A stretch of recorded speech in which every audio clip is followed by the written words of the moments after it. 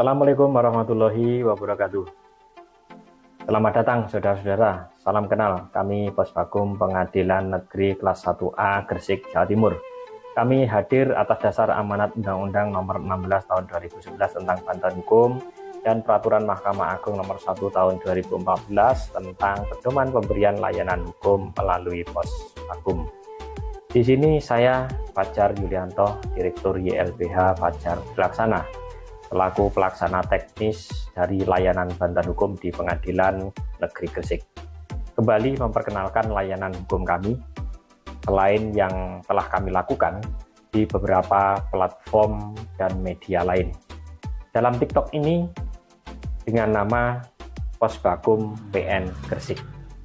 Adalah salah satu inovasi terbaru dari Posbakum PN Gresik dalam rangka mensosialisasikan, menyebarluaskan agar masyarakat banyak yang tahu bahwa Posbakum PN Gresik telah membuka akses lebar-lebar terkait dengan khususnya masyarakat yang tidak mampu, masyarakat miskin, untuk dilakukan pemberian bantuan secara cuma-cuma atau gratis. Mari saudara-saudara, siapa saja khususnya bagi masyarakat miskin atau tidak mampu yang mempunyai permasalahan hukum, kami siap memberikan layanan bantuan konsultasi hukum gratis, advis hukum gratis, drafting pembuatan gugatan dan permohonan sederhana, serta informasi pelayanan hukum termasuk pendampingan prodeo secara gratis. Tentunya segala sesuatu pelaksanaan harus sesuai, telah memenuhi syarat dan ketentuan sesuai dengan aturan undang-undang bantuan hukum. Yang informasi semoga bermanfaat. Wassalamualaikum warahmatullahi wabarakatuh. Salam keadilan. Nah, utawa gak ngono ya, sampean iso teko langsung nang kantore Pengadilan Negeri Gresik. Nah, kantornya ndi sih? Nang Jalan Permata, Selatan nomor 6. Kembangan Kebomas Gresik, Cak. Wih, canggih tenan sampean, Cak. Ngerti kabeh informasi ini. Slangar pol ancene, Cak. Suro. Nah, nek kurang jelas mana ya, Cak ya? Iso WA ya, Cak. Nang ndek nomor iki. 081 229 860 759. Nah, nomor iki langsung, Cak. Ndek Direktur YLBH Fajar Dilaksana, Cak. Sing wis diamanahi ya karo PN Gresik, gawe njaluk tolong bantuan hukum cara gratis. Jadi aja dilakoni maneh lah, langsung jabri ya WA nih. Yo. Yo. Oke, sip, Cak, nek ngono. Ya iki sing tak geleki swanger ancen negara Indonesia. Sik ono lho sik duwe pelayanan gratis kaya ngene iki. Indonesia dilawan. Yo wis ayo nang mancing. Wes lak dalon iki. Seh. Ndi mau? Oh, ini.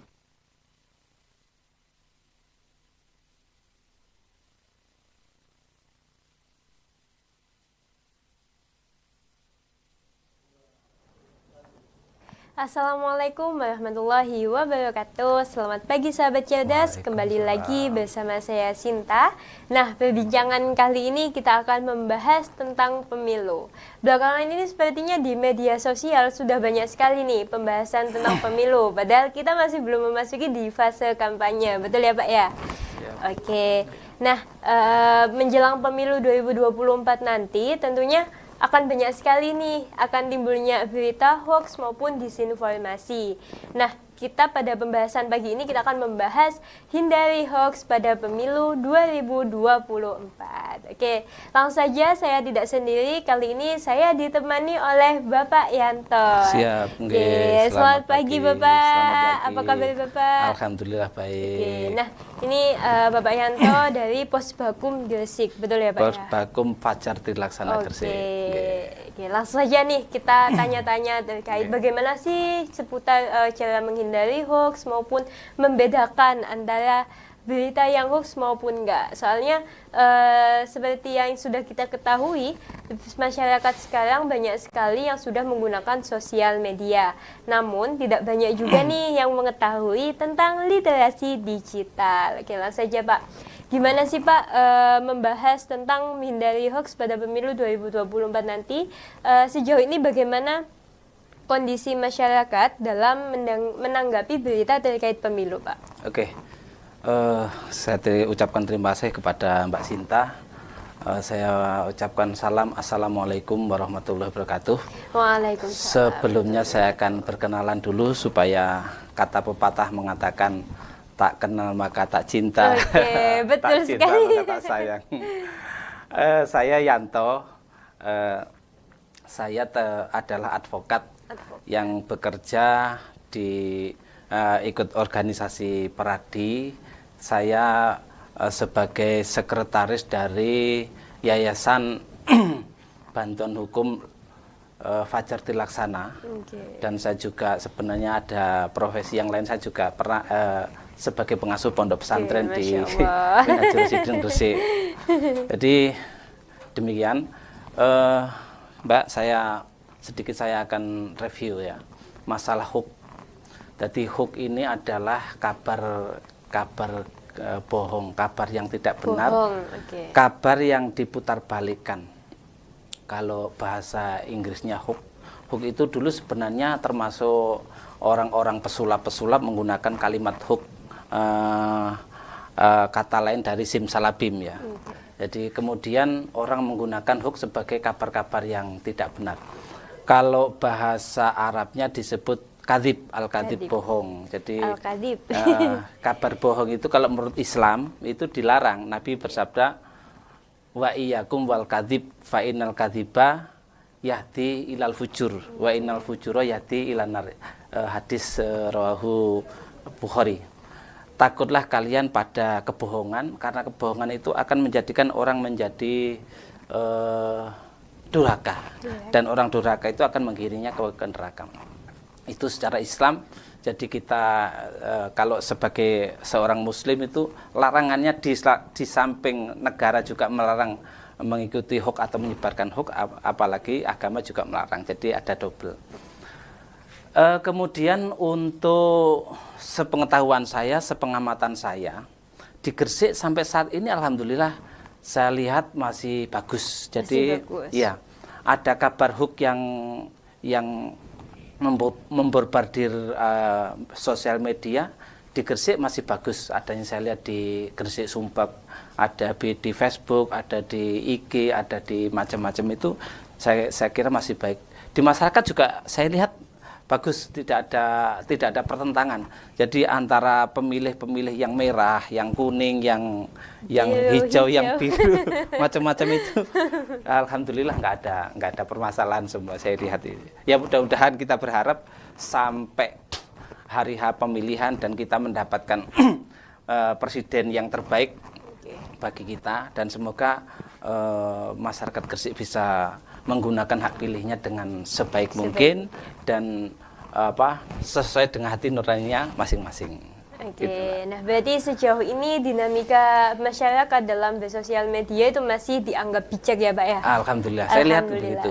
Saya sering berselancar ke sosial media, baik itu di YouTube ataupun di Facebook ataupun di IG itu saya lihat masih bagus. Apalagi di Gresik, saya lihat kompak, alhamdulillah di Gresik kompak. Oke. Tapi tidak dipungkiri ya Pak ya, banyak sekali nantinya masyarakat ini mudah terprovokasi nih Pak. Nah, itu yang dikhawatirkan. Tapi saya lihat Kominfo Kabupaten Gresik juga tidak tinggal diam. Oke, alhamdulillah. Tidak tinggal diam, saya lihat. Oke. Nah, selanjutnya misalkan nih Pak, nanti kalau ada berita tentang disinformasi maupun hoax itu, bagaimana sih Pak kita sebagai masyarakat dalam menerima informasi politik tersebut, mempertanggungjawabkan keabsahan dan kebenarannya itu Pak? Baik, jadi untuk memverifikasi data, jadi kalau ada berita, apa berita itu berupa pemilu ataupun apa itu harus kita verifikasi. Kalau dalam bahasa Al-Quran dikatakan tabayun. Dalam surat Al-Hujurat ayat 6 kalau nggak salah itu ya bukan salah ya. Ya ayyuhalladzina amanu idza ja'akum fasikun binabain fatabayanu. antusibu kauman bijalatin fatusbihu alama fa'altum nadimin. Jadi wahai orang iman, kalau kamu mendapatkan kabar berita yang kamu tidak tahu asal usulnya, bertabayunlah. Nah, bertabayunlah agar tidak menimpakan kejelekan pada orang lain. Jadi kalau ada kabar-kabar yang kita sekiranya kita tidak tahu, bertabayun. Bertabayun bisa lewat media-media yang mainstream. Kalau saya lihat di internet itu ada dari kominfo.go.id itu ya. Yeah. Itu yang andalan saya untuk bertabayun, melihat apa namanya kebenaran berita-berita ini. Soalnya banyak sekali berita yang bohong ini juga menjadikan masyarakat menjadi resah, Mbak. Iya, betul. Maka kita ingin menghindari hal itu.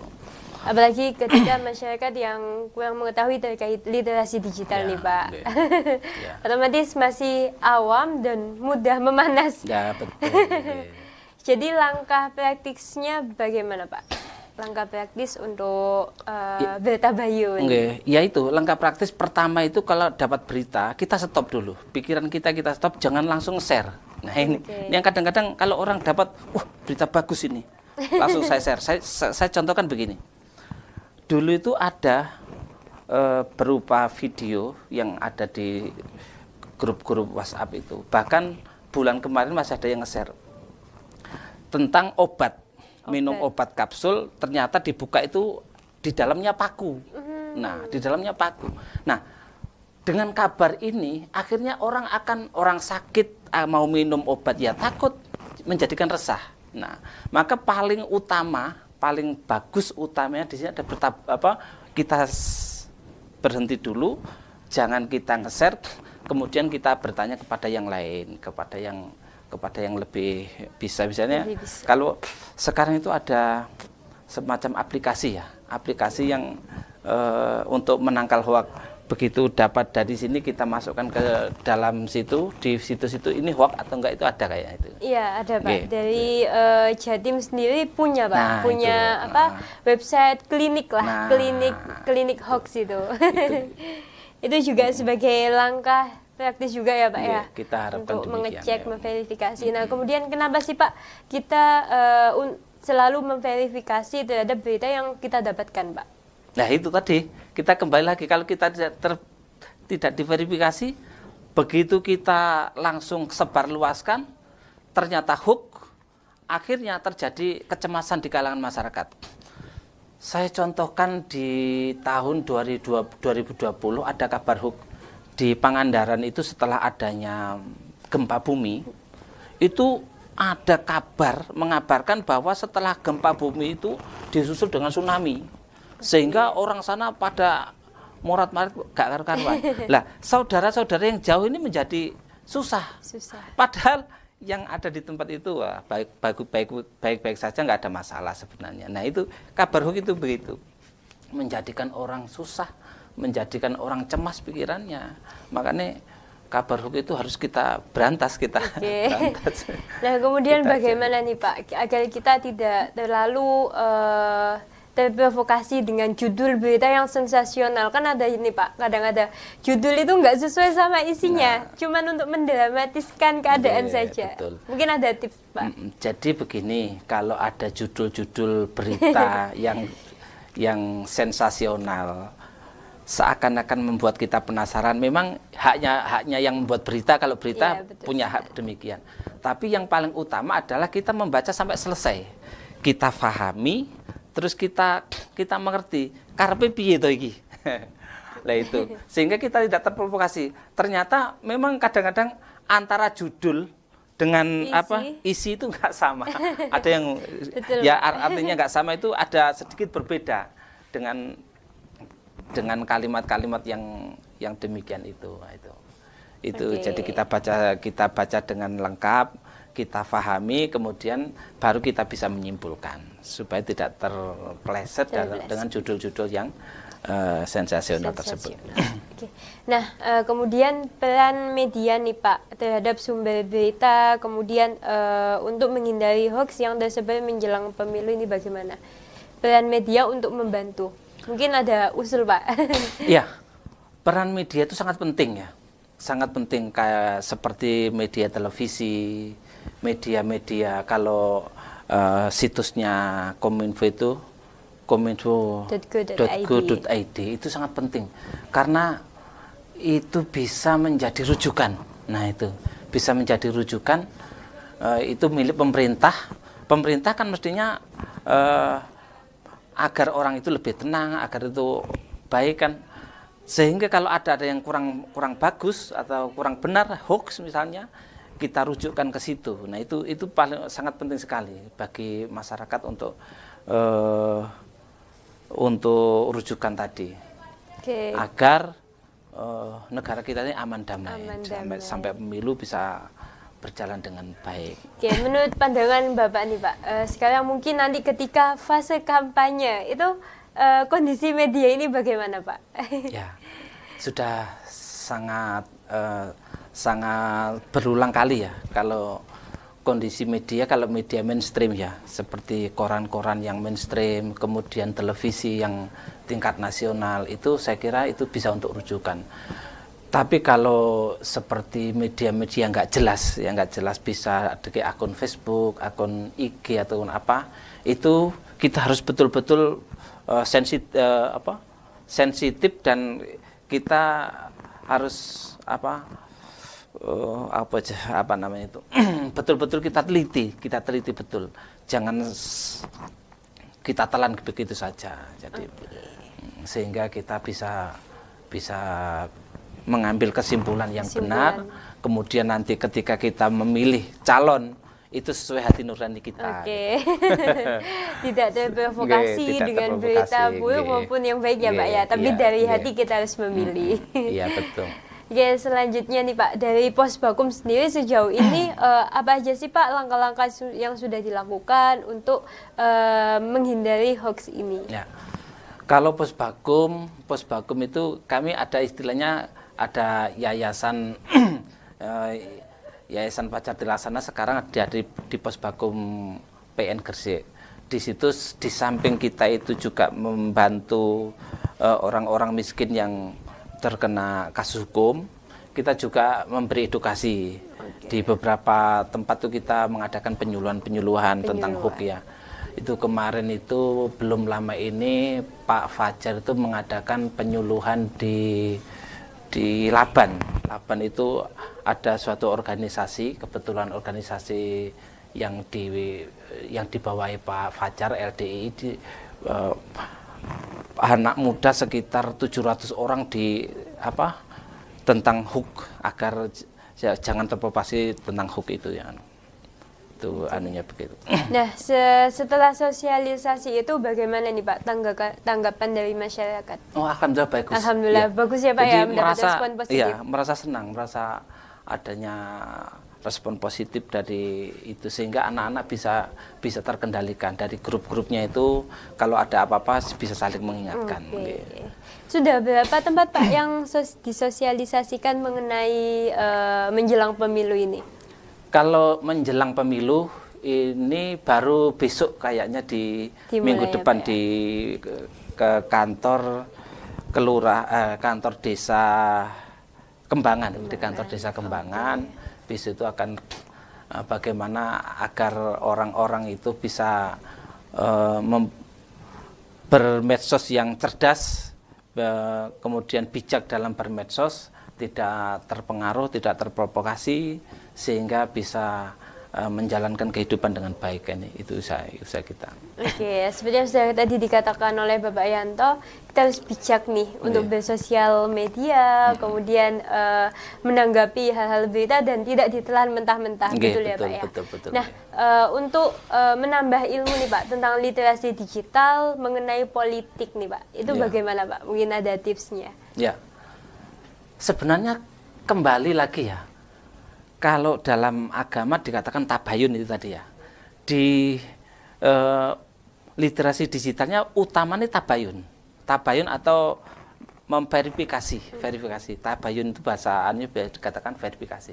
Kita verifikasi digital yang paling bagus yaitu tadi, kalau dapat kabar kita diam, kita lihat dulu, kita lihat faktanya, kemudian kita bandingkan dengan yang lain, kalau saya sangat menganjurkan membandingkan dengan di kominfo.go.id itu, karena itu milik pemerintah yang sudah ditugasi oleh pemerintah untuk menciptakan suasana yang nyaman di sosial media ini. Saya kira begitu. Oke, nah selanjutnya mungkin ada saran nih Pak untuk pemerintahan itu bagaimana sih Pak untuk ikut mensosialisasikan tentang hindari hoax menjelang pemilu 2024. Ya, baik. Jadi pemerintah menurut saya memang harus mensosialisasikan itu, memberi edukasi kepada rakyatnya atau kepada masyarakat bahwa hoax ini merugikan, baik merugikan diri sendiri maupun merugikan orang lain. Karena hoax ini bisa dijerat pidana, Mbak.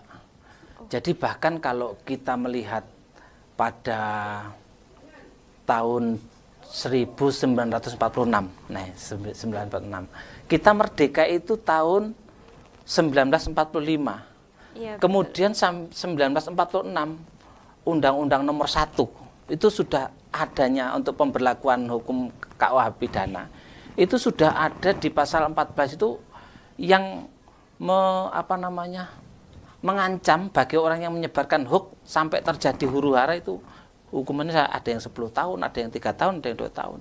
Jadi pemerintah memberikan edukasi bahwa hoax ini merugikan orang lain, kemudian ada pidananya, kemudian juga bisa merugikan diri sendiri. Itu tadi. Bisa juga merugikan diri sendiri.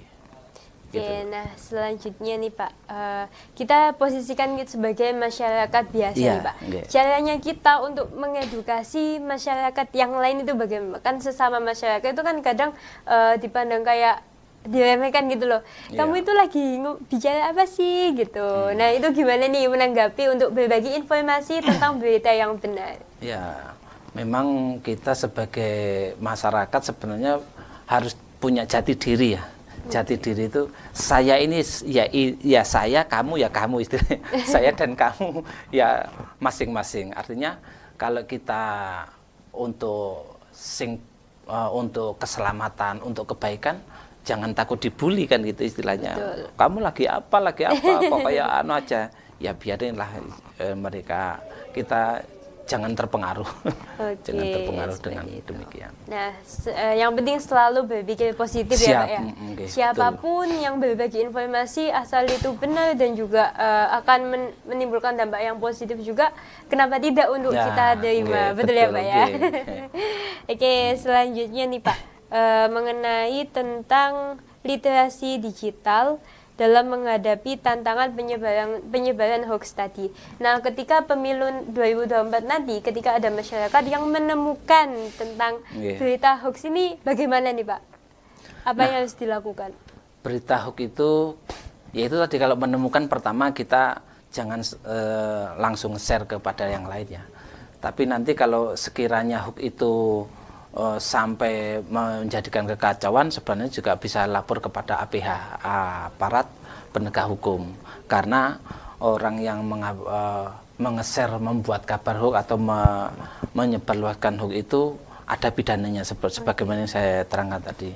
Apalagi kalau terkena ITE misalnya ya, orang itu sampai terancam dedikasinya, sampai harga dirinya terancam, adanya berita hoax itu bisa kita laporkan ke polisi. Yang membuat konten hoax itu bisa diancam pidana gitu.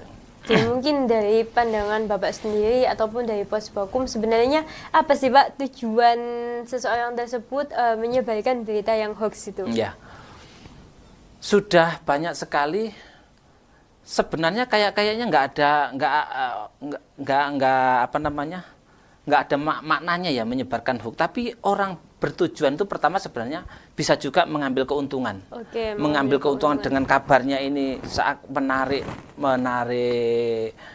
minat masyarakat, kemudian di-share, kemudian dia menjadi banyak followernya, itu juga mendapatkan keuntungan. Tujuan. Yang kedua, ada juga yang tujuannya memang tujuan jelek. Ya, misalnya antara di kalangan pemilu nih, orang-orang yang tidak bertanggung jawab, supaya saya bisa menang, saya kabarkan saya macam-macam. Nah, ada contohnya begini, orang mengabarkan bahwa tadi ada 8 partai mendukung Anies Baswedan dengan foto yang berjejer itu. Nah, setelah diverifikasi tidak, ya Prabowo ya sendiri ada pendukungnya, Pak Ganjar juga ada pendukungnya, Pak Anies Baswedan ya ada pendukungnya sendiri, masih berjalan sebagaimana relnya. Nah, orang-orang yang kadang-kadang membuat hoax itu ya ada orang memang yang tujuan memecah belah persatuan kita. Ini yang betul-betul harus kita lawan, jangan sampai terjadi demikian. Oke, nah selanjutnya untuk orang yang menyebarkan hoax tadi itu mungkin bisa dijelaskan Pak mengenai sanksi yang didapatkan itu Pak. Ya, itu tadi kalau contohnya di pasal 14 Undang-Undang nomor 1 tahun 46 itu diterangkan orang yang mengabarkan hoax sampai terjadi huru-hara di situ, itu bisa diancam dengan ancaman 10 tahun penjara. Kalau di pasal 15 itu orang mengabarkan hoax itu ya macam-macam dan dia belum sampai terjadi keributan, tapi dia tahu benar dengan adanya hoax ini akan terjadi suatu chaos misalnya, maka itu juga bisa diancam. Belum sampai terjadi pun bisa diancam. Padahal ancamannya 2 tahun kalau itu belum sampai terjadi. Nah, itulah di antara, atau misalnya dia membuat kabar hoax, misalnya Mbak Sinta tak kabarkan macam-macam sampai padahal tidak tahu sampai dedikasinya jatuh, harga diri jatuh, maka Mbak Sinta bisa melaporkan tentang Undang-Undang ITE. Ya. Oh, itu masuk di ITE ya Pak? Ya bisa, karena lewat elektronik yang bisa ditransmisikan. Ancamannya ada yang 6 tahun penjara, ada yang 4 tahun penjara, kan kasihan sebenarnya kalau begitu. Iya Pak, kalau saya amati sejauh ini tuh sebenarnya penyebaran berita hoax ini banyak didominasi tuh di Indonesia ya Pak ya? Ya, kalau kita melihat literasi itu kayaknya Indonesia itu karena enak sih ngomong wong kepo ya. tapi entah kalau masalah kepo itu entah iya entah enggak, tapi saya punya teman-teman saya ingatkan ya kita hati-hati katanya. Hati-hati maksud saya itu jangan disebarkan. Ya, hati-hatinya ya kita tetap berhati-hati. Jadi jangan juga menyebarkan kabar yang tidak jelas. Oke, nah itu tadi sebenarnya netizen Indonesia ini ya Pak ya yang menggerakkan tentang disinformasi, tentang hoax tersebut. Nah, sejauh ini Pak mungkin sudah menemukan berita-berita selain yang sudah tadi diceritakan oleh Bapak mengenai politik nih Pak. Iya, kalau di politik insya Allah kayaknya sekarang tadi saya katakan ya masih tidak terlalu signifikan lah. Dan kalau saya lihat dari berita-berita juga, berita-berita di TV, kalau saya biasanya nontonnya berita TV itu saya lihat masih kondusif. Antara tiga calon presiden itu kondusif, kemudian beberapa survei juga ya, saya kira masih kondusif. Saya melihat begitu. Masih kondusif, oke. Nah, sebenarnya tujuan netizen ini apa sih Pak? Menyebarkan tentang berita hoax, kemudian selain yang kepo tadi ya Pak ya, soalnya pasti di dalam kepo itu masih ada hal yang mendalam tadi itu Pak. Kan kita kan negara Indonesia yang menganut asas demokratis ya Pak ya. Nah, mengenai tentang adanya dinamika media sosial yang kadang tidak terkendali, namun kadang juga terkendali, tergantung siapa yang dihadapi oleh mereka. Nah, sebenarnya apa sih Pak yang mendorong mereka untuk menyebarkan berita hoax itu?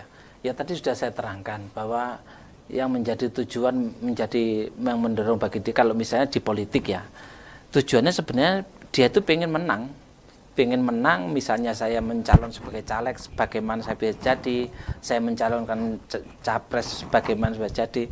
Nah, itu kadang-kadang terjadi demikian. Itu dilakukan oleh orang-orang yang tidak bertanggung jawab ya. Tapi ya mudah-mudahanlah ke depan tidak sampai demikian ya. Kita berharap negara kita ini bisa aman, menghasilkan pemilu yang jurdil, yang bagus, Dan kita berharap juga negara kita ini pada saat nanti ganti presiden pun bisa menjadi penerus yang bagus. Ya. Oke Pak, tentunya yang dihadapi tahun ini menjelang tahun politik beda ya Pak ya dengan tahun-tahun yang lalu.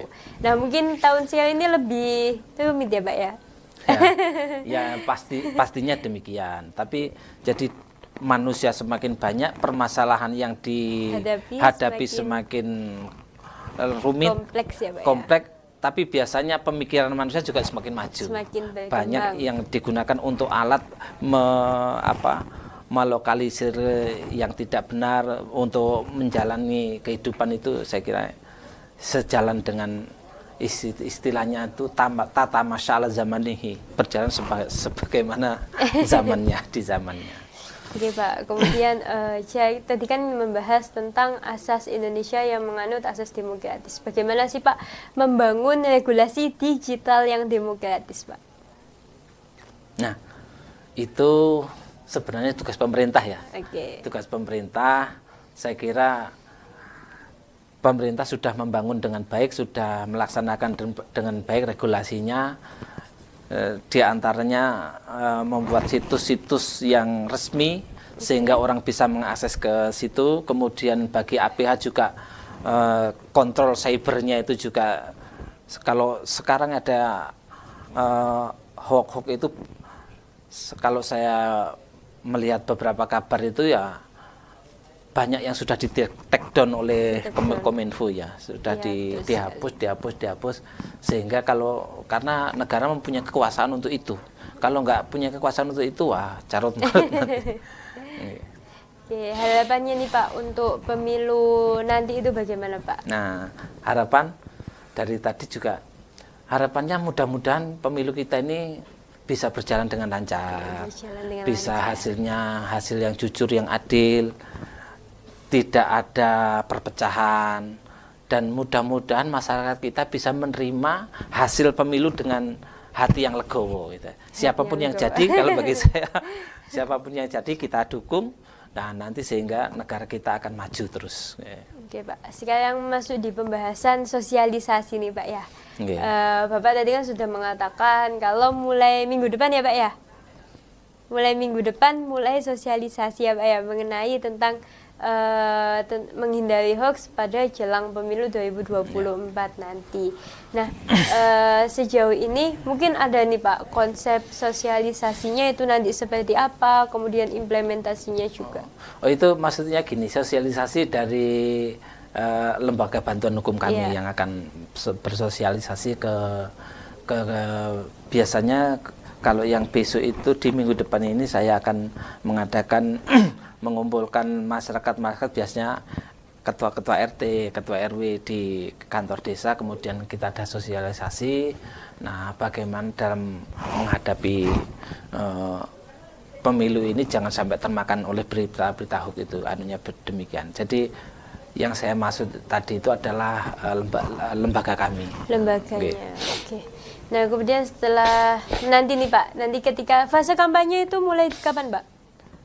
Nah, fase kampanye, wah lupa saya lupa. Soalnya calon-calon presiden juga belum ditetapkan ya. DCT juga belum. Oke, tapi sekarang ini masih belum masuk di fase kampanye Pak ya? Belum. Fase sosialisasi juga belum. Belum masih. Tapi sebenarnya banyak netizen yang merangkap jadi peramal nih Pak.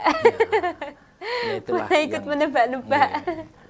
Padahal itu belum ditetapkan ya Pak ya. Oke. Nah, ini sahabat cerdas sebenarnya untuk nanti calon presiden itu masih belum ditetapkan. Nah, untuk sahabat cerdas nanti ketika menjelang pemilu 2024 dan mulai sekarang nih, kalau baca berita itu sampai isinya kemudian sampai akhirnya jangan ditelan mentah-mentah.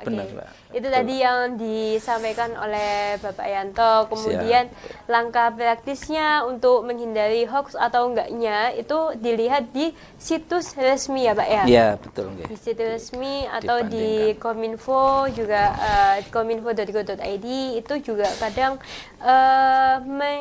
memverifikasi antara berita maupun informasi yang benar dan tidak. Nah, kalian sebagai netizen, sebagai netizen nih, jangan share berita yang tentunya belum tentu kejelasannya ya Pak ya. Kejelasan sumbernya, kemudian belum tentu nih itu beritanya itu asalnya di mana gitu. Nah, kalau kata Bapak Yanto tadi, kita harus bertabayun. Ya betul, tabayun. Oke, nah selanjutnya nih Pak, mungkin ada yang disampaikan lagi Bapak? Sebagai closingnya ya? Ya, boleh. Ya, kami berharap agar para netizen selalu bijak bermedsos. Jadi kalau ada kabar berita yang sekiranya tidak valid atau belum tahu kebenarannya, ya jangan kita share. Kemudian nanti menjadilah pemilih-pemilih yang baik di dalam pemilu nanti. Siapapun pilihan Anda, nanti jangan sampai bermusuhan. Memecah belah ya Pak ya. Jangan sampai terpecah belah, jangan sampai terkotak-kotak. Semua saudara kita ini. Siapapun nanti yang jadi presiden, ya kita berdoa saja semoga menjadi presiden yang baik dan bisa membela rakyat gitu. Sehingga terwujud rakyat yang adil dan sejahtera. Nah, kita ini negara demokratis, siapapun boleh berpendapat ya Pak ya. Tapi kita sebagai masyarakat harus bijak bersosial media. Betul. Harus menyaring nih mana berita yang benar ataupun tidak. Soalnya untuk menjadi negara yang kondusif, kita harus ikut kontribusi ya Pak ya. Kontribusi untuk menghindari berita hoax dan jangan suka menyebarkan. Kadang juga statement dari masyarakat juga kalau yang tidak mengetahui ataupun awam tentang berita, terus kemudian tidak mengetahui tentang literasi digital, itu sangat susah sekali nih memberi pengertiannya. Nah, kita sebagai masyarakat yang sadar akan itu, harusnya kita juga ikut berkontribusi juga. Nah, sekian dari saya Sinta dan juga Bapak Yanto, sudah cukup ya Pak ya? Cukup. Oke. Nah, terima kasih saya ucapkan dan mohon maaf apabila ada kesalahan. Saya Sinta dan juga kru Suara Gresik pamit undur diri. Selamat siang. Secara gratis. Temen gratis, Cak. Tenan Cak gak bojo aku. Sing asli iku yo pengacara lho. Iku butuh biaya. Cuma saiki biayae ditanggung karo negara, Cak. Ngono. Nah, wingi pokoke centake lah ambola. Nah, wingi kudu informasi iku nek gak ngono sampean cek nak IG utawa Facebook-e, Cak. Nah, engko sampean nang kono kan ono nomere. Nah, langsung chat ae langsung. Pasti langsung direspon. Mari ngono iki, Cak. Nek pengen janjian, iku sampean cek dhisik. Nang ngono janjian ketemuan ndi utawa sampean Cak yo iso langsung dek iki dek pengadilan negeri Gresik kono langsung marani. Oke Kak. Oke. Endi Cak nomere? Kok takekno nak bapake gareng pisan. Tapi zaman saiki emang sik ono gratisan koyo ngono iku apa meneh iki dunia hukum lho. Ono lah Cak, kabeh kan wis ditanggung karo negara. Jadi wong ndek kedudukan hukum, marang ngono iso memperjuangno hak hukume ngono lho. Kaya wong sing gak duwe ngono lho, Cak. Wah lah Cak, posomu kaya penegak hukum ae. Sembrono, makane duwe HP aja gawe ngegame tok ae. Modal paketan karo googling tok iku wis oleh pengetahuan akeh awakmu. Wis gak ngomong Cak, endi nomor telepone? Iki lho Cak, ana informasi apik. Oh, Pos Bakum PN Gresik iso diandelno karo terpercaya, Cak. Pas tahun 2022 Pos Bakum PN Gresik iki kerjasama karo LBH Fajar Laksana. Sing iko tau dadi juara siji nasional. Makane gak usah dirakoni maneh. Ndang kandhani bapak gareng kok. Nah, iki lho. Iki Cak, ono nomor telepone 081 333 740 795. Nah, nek pengen konsultasi itu iso langsung direspon Cak, pokoknya fast respon. Nah, nek gak ngono ngene, buka ae WP, ketik langsung mitrabratanews.com. Nah, di jero web kono ya iku ana rubrik Pos Bakum PN Gresik karo rubrik kupas hukumnya. Nek gak ngono ngene, Cak. Buka ae igine Pos Bakum PN Gresik iku ta. Nah, Ana gene pisan ta? ono, Cak. Langsung ae kepo igine @posbakum PN Gresik. Nah, nang kene iku ono, Cak, konsultasine, nomere. Nah, terus ono meneh, Cak, YouTube ya. YouTube iku Pos Bakum PN Gresik. Sampeyan delok ae. Wis pokoke pol apik. TikTok yo duwe, Cak. TikTok yo duwe. Iki jeneng TikTok-e. Pos Bakum PN Gresik. Nah, iki sampeyan delok sik. Nah, penjelasannya. Assalamualaikum warahmatullahi wabarakatuh. Selamat datang saudara-saudara. Salam kenal. Kami Pos Bakum Pengadilan Negeri Kelas 1A Gresik, Jawa Timur. Kami hadir atas dasar amanat Undang-Undang Nomor 16 Tahun 2011 tentang bantuan hukum dan Peraturan Mahkamah Agung Nomor 1 Tahun 2014 tentang pedoman pemberian layanan hukum melalui Pos Bakum. Di sini saya Fajar Yulianto, Direktur YLBH Fajar Dilaksana, selaku pelaksana teknis dari layanan bantuan hukum di Pengadilan Negeri Gresik.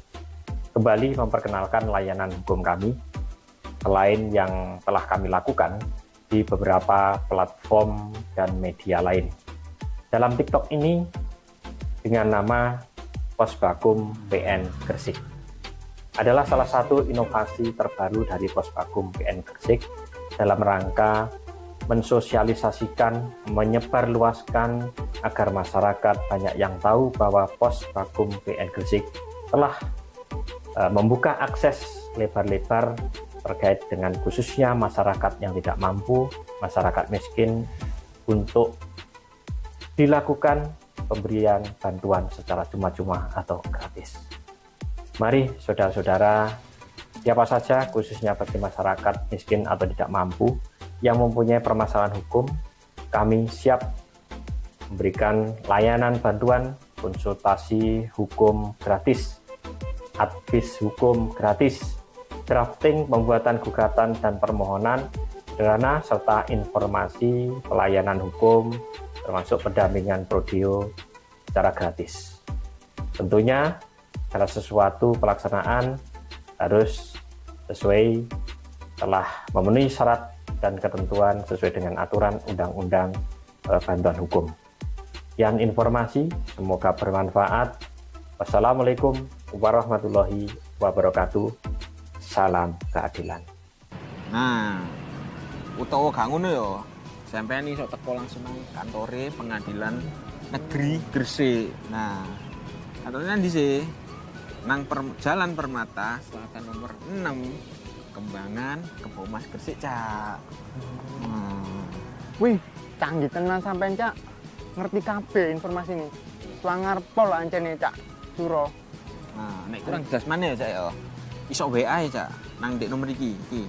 081 229 860 759. Nah, nomor iki langsung, Cak. Ndek Direktur YLBH Fajar Dilaksana, Cak. Sing wis diamanahi ya karo PN Gresik, gawe njaluk tolong bantuan hukum secara gratis. Jadi aja dilakoni maneh lah, langsung jabri ae WA-ne. Yo. Oke, sip Cak nek ngono. Ya iki sing nak geleki swanger ancen negara Indonesia. Sik ono lho sik duwe pelayanan gratis sik ngene iki. Indonesia dilawan. Ya wis ayo nang mancing. Selak dalon iki. Saya. Ndi mau? Oh, ini. Ayo.